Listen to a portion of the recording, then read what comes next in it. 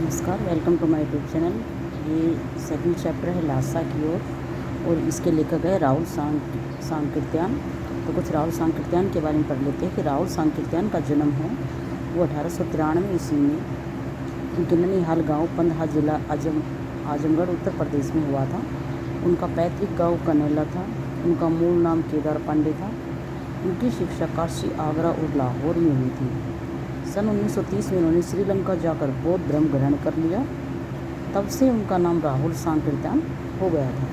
राहुल जी को पाली, प्राकृत, फ्रेंच, तिब्बती, चीनी, जापानी, रूसी सहित अनेक भाषाओं के जानकार थे। उन्हें महापंडित कहा जाता था। सन 1963 में उनका देहांत हो गया। राहुल सांकृत्यान के उपन्यास यानी एक तो उनका जन्म कब हुआ था 1893 ईस्वी में, ठीक है, और उन्होंने 1930 में श्रीलंका जाकर बौद्ध धर्म ग्रहण किया था। सन 1993 में उनका देहांत हो गया था, ठीक है। ये कुछ उनके मुख्य उपन्यास है। देखिए, उपन्यास, कहानी, आत्मकथा, यात्रा वृत्तांत, जीवनी, आलोचना, शोध आदि अनेक विधाओं में साहित्य सर्जन किया। इतना ही नहीं, उन्होंने अनेक ग्रंथों का हिंदी अनुवाद भी किया, जैसे मेरी जीवन यात्रा, दर्शन दिग्दर्शन, 22वीं सदी, वोल्गा से गंगा, भागो नहीं दुनिया को बदलो और दिमागी गुलामी और घुमक्कड़ शास्त्र उनकी प्रमुख कृतियाँ हैं, ठीक है।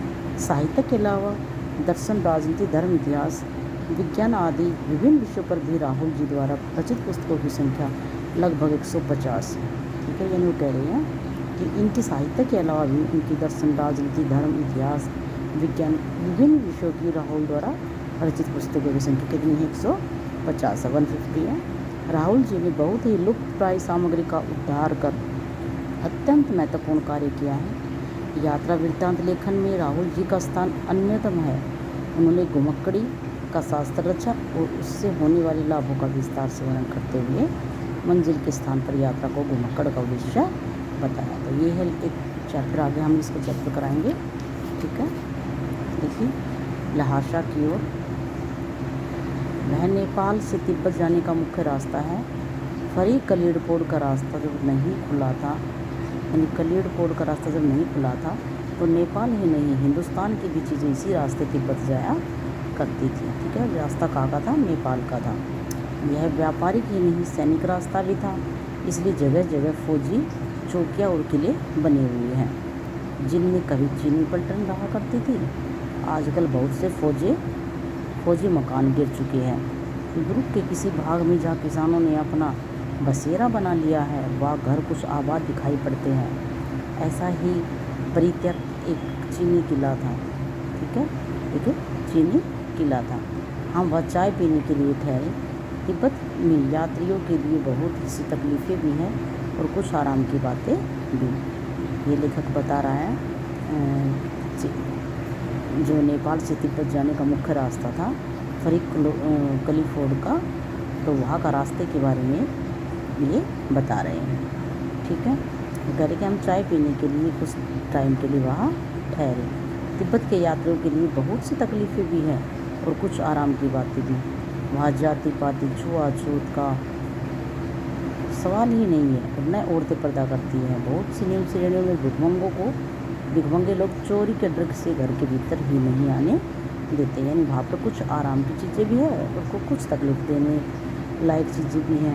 तो बता रहे कि वहाँ पर छुआछूत, जाति पाति का कोई सवाल नहीं है, ना औरतें पर्दा करती है और निम्न श्रेणी के जो भिखमंगे हैं उन लोगों को चोरी के डर से घर के भीतर भी आने नहीं दिया जाता है। नहीं तो आप बिल्कुल घर के भीतर चले जा सकते हैं, चाहे आप बिल्कुल अपरिचित। तो कह रहे कि जो भिखमंगे लोग हैं उनको घर के अंदर नहीं आने दिया जाता है। नहीं तो आप बिल्कुल जो अपरिचित व्यक्ति हैं, बिल्कुल अनजान जो व्यक्ति है, वो भी घर के अंदर जा सकता है। तब भी घर की बहू या सासू को अपनी झोली में से चाय दे सकते हैं, ठीक है। यानी झोली में से चाय देने का होता है कि जो सासू या बहू जो भी है वो आराम से चाय दे सकते हैं। वह आपके लिए इसे पका देगी, अपनी झोली में से चाय दे सकते हैं। यानी आप अगर उसको चाय देंगे अपनी झोली में से तो वो उसको आराम से बना के आपको पिला देगी। यह आपके लिए उसे पका देगी। मक्खन और सोडा नमक दे दीजिए। वह चाय चौड़ी में कूट कर उसे दूध वाली चाय के रंग में बना के मिट्टी के टोटीदार बर्तन में आपको रख कर देगी। ठीक है, बता रहे कि उसको चाय थोड़ा सोडा नमक दे दीजिए और वो चोड़ी को मिट्टी के बर्तन में चाय को बहुत अच्छे से आपको पका कर देगी। यदि बैठक की जगह चूल्हे से दूर है तो आपको डर है कि सारा मक्खन आपकी चाय में नहीं पड़ेगा, तो आप खुद जाकर चोड़ी में चाय मत कर ला सकते हैं। तो कह रहे हैं कि अगर आपका बैठक से घर दूर है तो कभी आपको ये डर हो कि सारा मक्खन आपकी चाय में डला या नहीं डला, तो आप खुद जाकर वहाँ पर चाय मत कर ला सकते हो। चाय का रंग तैयार हो जाने पर नमक मक्खन डालने की ज़रूरत होती है। जब चाय बिल्कुल तैयार हो जाती है तब उसमें नमक और मक्खन डालना जाता है। आगे करेंगे, परित्यक्त चीनी किले से जब हम चलने लगे तो एक आदमी राहदारी मांगने आया। जब वहाँ चीनी किले से हम चलने लगे थे तो एक आदमी राहदारी मांगने आया था कि हमने वह दोनों चीटें उसे दे दी। ठीक है, यानी वो रास्ता पूछने आया था उनसे, तो हमने दो उनके पास चिट्ठी रास्ता बनाई हुई वो उनको दे दी। शायद उसी दिन हम थोडला से पहले आखिरी गांव में पहुंच गए। यानी वो थोडला के पहले ही कोई आखिरी गांव था उसमें पहुंच गए थे। यहाँ भी सुमती के जान पहचान के आदमी थे और भिखमंगे रहते थे। कह रहे कि वहाँ भी जो सुमती नाम है उसके जान पहचान के कुछ आदमी थे, भिखमंगे रहते थे। भिखमंगे यानी जो भीख मांगते हैं। ठहरने के लिए अच्छी जगह मिली। 5 साल बाद हम इसी रास्ते लौटे थे। वो कह रहे कि 5 साल बाद इसी रास्ते लौटे थे और भिखमंगे नहीं, एक भद्र यात्री के वेश में घोड़ों पर सवार होकर आए थे। यानी वो भिखमंगे होकर नहीं आए थे, एक भद्र यात्री के रूप में वेश में घोड़ों पर सवार होकर आए थे। किंतु उस वक्त किसी ने हमें रहने के लिए जगह नहीं दी थी। वो कह रहे कि 5 साल बाद होते, 5 साल पहले भी आए थे इसी जगह पर और अब दोबारा आए हैं।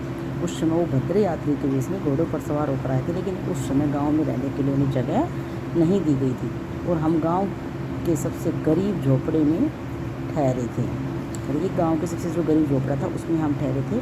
बहुत लोगों की उस वक्त की मनोवृत्ति पर ही निर्भर है, खासकर शाम के वक्त छड़ पीकर बहुत कम होश हवास को दुरुस्त रखते हैं। ठीक है, यानी वो कह रहे कि शाम के समय छड़ वो शराब पी पाकर होश हवास को थोड़ा ठीक रखते हैं। अब हमें सबसे विकट डांडा धोडला पार करना था। देखिए, डांडा थोडला जो है, डांडा का अर्थ होता है कि ऊंची ज़मीन और थोडला है जो तिब्बती सीमा है उसका एक स्थान है कि अब हमें ऊंची ज़मीन का एक तिब्बती स्थान पार करना था। डांडे तिब्बत में बहुत खतरे की जगह हैं। यानी डांडे जो हैं, जो ऊंची नीची जो वहाँ की जगह हैं वो बहुत ही खतरे की जगह है। 16-17 हज़ार फीट की ऊंचाई होने के कारण उनके दोनों तरफ मीलों तक कोई गांव गिराव नहीं होते हैं। यानी 16-17 हज़ार फीट की ऊंचाई के होने के कारण वहाँ दोनों तरफ कोई गांव गिराव नहीं होते हैं। नदियों के मोड़ और पहाड़ों के कोनों के कारण बहुत दूर तक आदमी को देखा नहीं जा सकता है। ठीक है, डाकू के लिए यह सबसे अच्छी जगह है। छिपने के लिए नहीं, डाकू के लिए सबसे अच्छी जगह है। तिब्बत में गांव में आकर खून हो जाए तब तो खूनी को सज़ा भी नहीं मिल सकती है। बता रहे कि तिब्बत के उस गांव में अगर किसी व्यक्ति का खून हो जाए, मर्डर कर दिया जाए तो उसका पता भी नहीं चलता। पहले बता दिया कि वो डाकू का इलाका बहुत अच्छे से बनता है कि वहाँ पर डाकू आराम से छिप सकते हैं। आगे है, लेकिन इस निर्जन स्थानों से मरे हुए आदमियों के लिए कोई परवाह नहीं करता। कह रहे कि इस निर्जन यानी ऐसे स्थान जो जहाँ पर कोई जाना एकदम से कोई जाता आता नहीं है। कह रही कि स्थानों पर अगर कोई आदमी मर भी गया है तो उसकी कोई परवाह नहीं करता, क्योंकि उसका पता ही नहीं चलता। सरकार खुफिया विभाग और पुलिस पर उतना खर्च नहीं करती और वहाँ गवाह भी तो कोई नहीं मिल सकता है। वो कह रहे कि सरकार इतना पैसा खर्च नहीं करती है खुफिया विभाग और पुलिस पर और ना कोई गवाह मिलता है। डकैत पहले आदमी को मार डालते हैं, फिर उसके बाद देखते कि कुछ पैसा है कि नहीं। हथियार का कानून न रहने के कारण यहाँ लाठी की तरह लोग पिस्तौल बंदूक भी फिरते हैं। डाकू यदि जान से न मारे तो खुद उसे अपने प्राणों का खतरा है। गांव में हमें मालूम हुआ कि पिछले ही साल थोडला के पास खून हो गया था। तिब्बती एक स्थान है थोडला, तो बताया गया कि यहाँ पर लोग पिस्तौल और बंदूक लेके फिरते हैं। वो बता रही है कि डाकू यदि जान से न मारे उसको क्योंकि वो उनसे पैसे छीनते हैं, ठीक है, उनको लूटते हैं। और अगर उसको जान से ना मारे तो उनको खुद अपनी जान का खतरा होता है, इसलिए वो इंसान को जान से ही मार देते हैं। ठीक है, वो बता रहे कि गांव में हमें मालूम हुआ कि पिछले ही साल या थोडला गांव के पास खून हो गया था, और शायद खून की हम उतनी परवाह नहीं करते क्योंकि हम भिखमंगे हैं। जहाँ कहीं ऐसी सूरत देखते टोपी उतार कर जीभ निकाल कर कुची कुची का तो होता है दया दया, एक पैसा कहते भीख मांगने लगते थे। ठीक है, यानी वो ऐसा कहने भीख मंगे के कारण कोई ना तो उनको मारता और ना उनको लूटता, वो क्या कहने लग जाते कुची यानी दया दया दया। ठीक है, ये एक पैसा कहते भीख मांगने लगते कि एक पैसा दे दो, एक पैसा दे दो। ठीक है, वो कह रहे कि हम टोपी उतार कर उनको भीख मंगे के वेश में भी जाते थे ताकि लोग उनको खतरा न रहे। लेकिन पहाड़ की ऊंची चढ़ाई थी, पीठ पर सामान लाद कर कैसे चलते, और अगला पड़ाव 16-17 मील से कम नहीं था। मैंने सुमति से कहा, सुमति एक वो व्यक्ति है जो उसको यात्रा के दौरान मिला था। ठीक है, और वो उनके साथ ही हो लिया था, उनसे प्रभावित होकर उनके साथ ही हो लिया था। उनको रास्ते का बहुत ही ज्ञान था। यहाँ से लंगकोर तक के लिए दो घोड़े कर लो, सामान भी रख लेंगे और चढ़े चलेंगे। वो कहते हैं कि यहाँ से लंगकोर तक 2 घोड़े कर लो, उस पर हम सामान रख लेंगे और उस पर हम सफ़र भी कर लेंगे। आगे देखिए, दूसरे दिन हम घोड़ों पर सवार होकर ऊपर की ओर चले। डांडे करता है ऊंचाई से पहले एक जगह चाय पीकर दोपहर के वक्त डांडे के ऊपर जा पहुँचे। हम समुद्र तल से 17-18 हज़ार फीट ऊँचे खड़े थे, यानी वो समुद्र तल से कितने ऊपर चले गए थे, 17-18 हज़ार फीट ऊपर खड़े थे। हमारे दक्षिण तरफ पूर्व से पश्चिम की ओर हिमालय के हजारों श्वेत शिखर चले गए थे। भेटे को दिखने वाले पहाड़ बिल्कुल नंगे थे। ठीक है, यानी जो वहाँ के पहाड़ है वो बिल्कुल ही हमें ऐसे दिख रहे थे, बिल्कुल नंगे दिख रहे थे। न वहाँ बर्फ़ की सफ़ेदी थी और ना किसी तरह की हरियाली, क्योंकि वो बहुत ही ऊंचाई पर जा चुके थे। उत्तर की तरफ बहुत कम बर्फ़ वाली चोटियाँ दिखाई पड़ती थी। सर्वोच्च स्थान पर डांडे के देवता का स्थान था, जो पत्थरों के ढेर, जानवरों की सींगों और रंग बिरंगे कपड़ों की डांडियों से सजाया गया था। ठीक है, डांडे का देवता का स्थान था कोई, और वो बता रहा है कि जो किससे सजाया गया था, पत्थरों के ढेर से, जानवरों की सींगों से और रंग बिरंगे कपड़ों की झंडियों से सजाया गया था। अब हमें बराबर उतराई पर चलना था। चढ़ाई तो कर चुके थे, वो तो कुछ दूर थोड़ी मुश्किल थी, लेकिन उतराई बिल्कुल नहीं। उतरना तो वैसे भी आसान होता है। शायद एक और सवार हमारे साथ थे, बोली, यानी 1-2 सवार और भी हमारे साथ बोली। मेरा घोड़ा कुछ धीमे चलने लगा। मैंने समझा कि चढ़ाई की थकावट के कारण ऐसा कर रहा है, पर उसे मारना नहीं चाहता था। धीरे धीरे बहुत पिछड़ गया था, यानी कह रहा है कि मेरा घोड़ा थोड़ा धीरे धीरे चल रहा था। मैंने सोचा थकान के कारण चल रहा था, धीरे धीरे बहुत ही पिछड़ गया और दोनों की वसतों की तरह अपने घोड़े पर झूमता हुआ चल रहा था। यानी मैं आराम से उस घोड़े पर झूमता हुआ चल रहा था। जान नहीं पड़ा कि घोड़ा आगे जा रहा है या पीछे जा रहा है। जब मैं जोर देने लगा तो वह सुस्त पड़ जाता। एक जगह 2 रास्ते फूट रहे थे। कह रहे कि उसका घोड़ा धीरे धीरे चलता जा रहा था और बाद में वो बिल्कुल ही धीरे होगा और वो अपने साथियों से बिछड़ जाता है, क्योंकि एक जगह ऐसी आई कि जो 2 रास्ते जा रहे थे तो वो दोनों उस रास्ते पर बिछड़ जाते हैं अपने दोस्तों के साथ, क्योंकि 1-2 राहगीर उनके साथ और हो लिए थे। अब उनको पता ही नहीं चल रहा था कि उसका घोड़ा आगे जा रहा है या पीछे जा रहा है। जब मैं जोर देने लगता तो वह सुस्त पड़ जाता। एक जगह 2 रास्ते फूट रहे थे। मैं बाएं का रास्ता ले 1.5 मील चला गया। वो कह रहा कि मैं बाएं का रास्ता लेकर 1.5 मील चला गया। आगे एक घर में पूछने से पता चला कि लंगकोर का रास्ता दाहिने वाला था। फिर लौटकर उसी को पकड़ा।